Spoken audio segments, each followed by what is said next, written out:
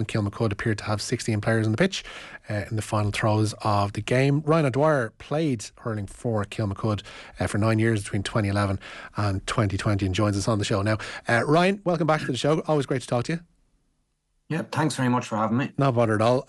We noticed your tweets today. They haven't gone unnoticed in the Off the Ball office. You seem to think that Kilmacud have been pretty harshly treated in the wake of all this, in the wake of Sunday afternoon. Yeah, well, I certainly think public opinion, I think, is a big issue. Look, I know a lot of lads in Kilmacud. Not for 1 second was that a planned way of cheating the game. And I suppose I was looking at Ger, Shane and Kathleen yesterday on Off the Ball AM, yeah. And the heading, what was the heading now? Kilmacud was it cheating game or cheating champs or something like that. And I just thought it was bad taste. Like, if you're just tuning in for the first time to view that, it was like, Jesus, like, right, they're cheating. They were obviously cheating, but they're like, yeah, I know if you go by technicality of the law, it was cheating, but there was no intent in the cheating. Yes, they did have 16 men, well, they had 17 men on the pitch. One was just a few yards from the sideline.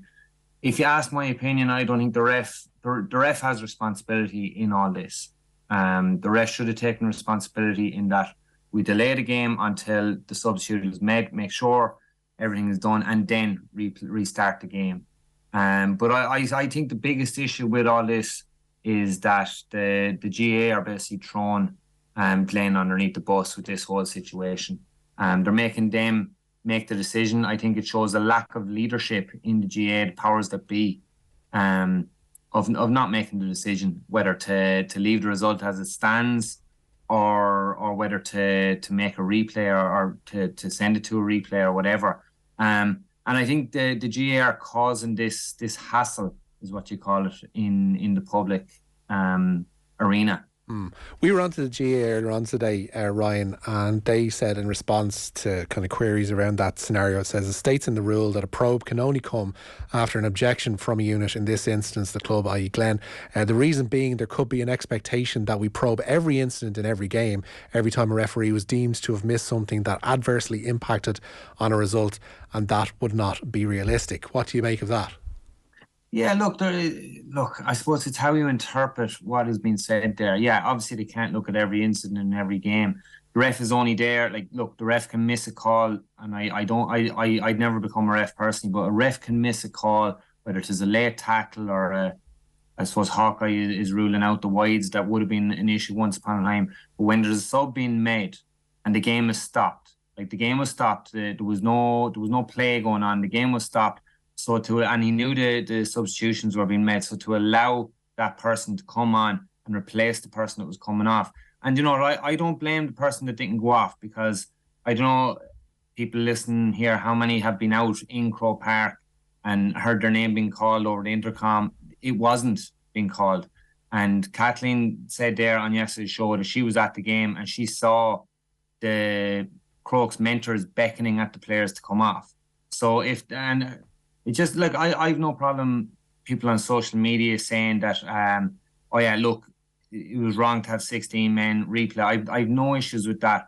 What I do have a serious issue with is the word cheat being used, or the Crokes were cheating. I have a serious issue with that, because look, the Crokes mentors were calling the player off. There's no issues with that. If there was cheating, they wouldn't be calling them off. Right, they made a few subs at the end, probably to kill a bit of time. Every team will do that, and there's no issues with that. But to say that this is a situation where, and what's been said a lot as well, is it's a situation where, if it was the other way around, it would be a replay straight away.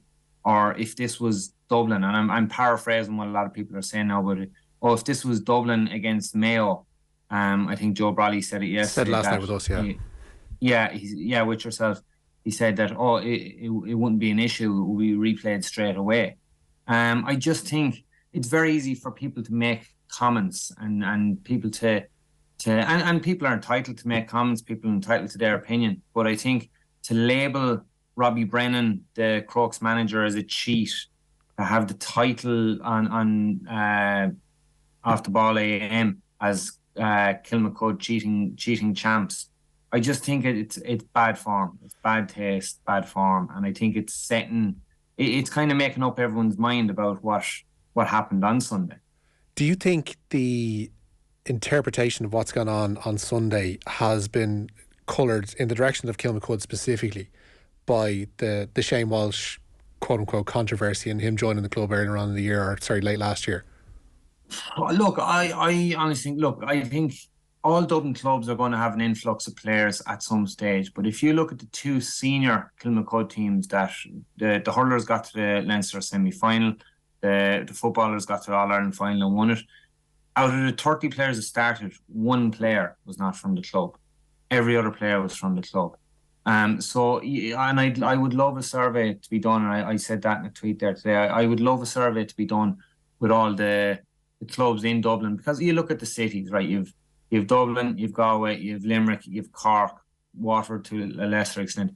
They're going to have an influx of players every year for work, and then lads not being able to travel home or it affecting their life. So I have I clearly can't have a problem with anyone transferring clubs to the city. Jeez, that would be very hypocritical. But like, it really does sicken me. And what really grates on me is everyone saying, and I got a message off a friend of mine in America on Sunday night.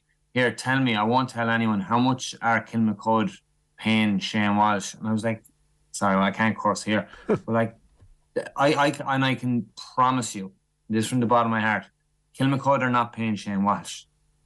Despite what a lot of people are saying out there, he's not getting 1 cent. I'm sure, yeah, you get involved in the club and then they'll look after you. They'll try, if you need to move houses or something, they'll find someone in the club that's possibly renting a house that might rent it out to you or whatever. You know, that's what club. That's not confined just to Kilmacud. That's any GAA club. Like, GAA clubs, no matter what part of the country, they will try look after their members. It's a family, it's a community, it's that spirit. And Kilmacud has that in abundance. Yeah, they are up on a pedestal because there's so many members and they're getting success at the moment. I can promise you that success can all be traced back to the coaching structure within the club. And I've seen that firsthand. It is definitely the coaching structure in the club and the people involved in the club that are driving every year. And you can see the retention over hurling, football, ladies football, camogie, the retention rate from juvenile up to minor, under 20 and then into senior. It's great in the club. And I know I'm repeating myself here, but it does sicken me that how much is he being paid, or Kilmacud, sure, they're going to buy players next year to win it again, or buy players into hurling to win that as well. Kilmacud don't do that, and there's a few in the journalistic world as well that are hinting at that. But like, there's one journalist in particular. He took the money to join a club in Dublin, but it certainly wasn't Kilmacud, because Kilmacud wouldn't be given any money for that. So you didn't get Anthony either when you joined back in 2011, no? No, I actually did. I got a key for the hurling wall, which was €15 at the time. So that was my transfer fee. What have you made of the kind of comments around? Because I think a lot of how certain people view the situation is, and nobody can help this, is Kilmacud's location and this kind of quote unquote leafy Dublin suburb, etc., etc. Has that kind of stuff played a part in the commentary post Sunday? No, well, I suppose Kilmacud is unique in a way that a lot of people, they go to college in Dublin, and an awful lot of them are going to be in UCD. So the first place they settled down, and my sister was the same. My sister, she went to college in UCD back in the 80s. I'll give you what age she is now. She went back in the 80s. She's going to kill you for that, by the way. She doesn't look it now, in fairness. But she went to college up here, and the first place she settled was in Ballsbridge. Yeah. Okay, so an awful lot of people that when they come to Dublin and they're in college in UL or in UCD, they're going to settle in around Stillorgan, Ballsbridge, Goatstown, all that area. That's where they settle, and they get used to that area, and then they like that area. Why wouldn't they? So then if you do play GAA, you be playing with lads in college or whatever, and there's always a Kilmacud influx of people playing Fitzgibbon hurling there. So I think it's only and football as well. So it's only natural that you get close to them. And if you don't want to be, and in fairness, Crokes are very good at this now. If you don't want to, we'll say when the Fitzgibbon or Sigerson is over, and you don't want to be travelling home midweek for club training, well, they're very good to allow you to train with the senior team or the intermediate team or whatever the case may be. They're very, very good for that. But no, I in all my years in Kilmacud, I've never seen in the hurling and the football side, because I did play football for a period of time as well. Never once have they said, "Oh, he's up training with us now. Make sure you try get him to transfer to us." It's never been an issue, and it really does annoy me that when I hear Kilmacud poaching players, because that would never be the case. Yeah.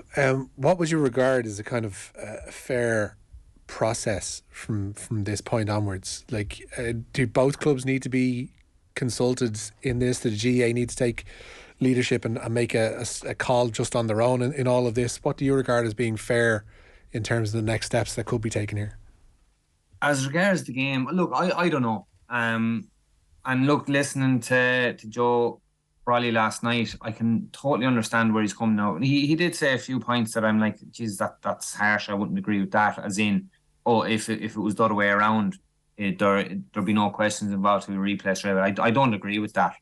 But I do agree with him the fact that you're setting a precedent here, right? You were setting right.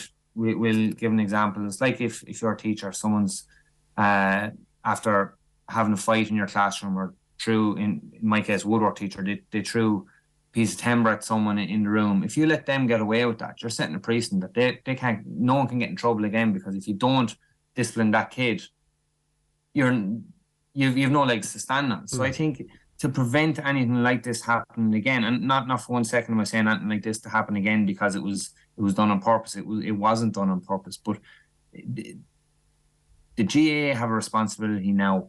They can set a precedence, and it can go out of hand, and every single game things like this can happen on purpose, right? Or they can draw a line under the sand now and say, and look, and if it's a replay, so be it.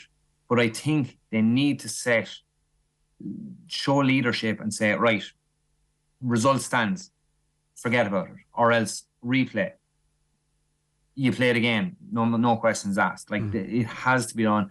You have to show leadership, and I think people involved, like everyone will have more respect for the people involved if something definitive is done, rather than wishy-washy, no leadership, and no like throwing it back on at Glen. Like, it's totally thrown them under the bus. And yeah, I would not like to be in their position either, the Glen's position, because it's a lose-lose situation. If they don't apply for a replay, well, then they don't win in All Ireland. If they do, they look like sore losers. So it's a terrible situation. And Crokes as well is a terrible situation, because as someone, I don't know who it was, they said there's always going to be an asterisk beside this win. I don't think that, but like, some people are going to think that, and then if they don't offer a replay, well, then they're being shooting themselves in the foot as well. So I think that the GAA, the powers that be, need to take ownership over this. Yeah, and all of our GAA Club Championship coverage on Off the Ball is in partnership with AIB, proud sponsors of the Football, Hurling and Camogie All-Ireland Championships. Check out #TheToughest for more. It seems as if Glen have until tomorrow at some point, I think it's in the afternoon, to lodge that appeal. 12 noon tomorrow. After that, the CCC, we're told, will convene quickly to consider it, but it seems that they want to get the replay done as quickly as possible after that, if that is the upshot of all of this. But that remains up in the air until that appeal is lodged. But for now, Ryan O'Dwyer, thank you so much for joining us this evening.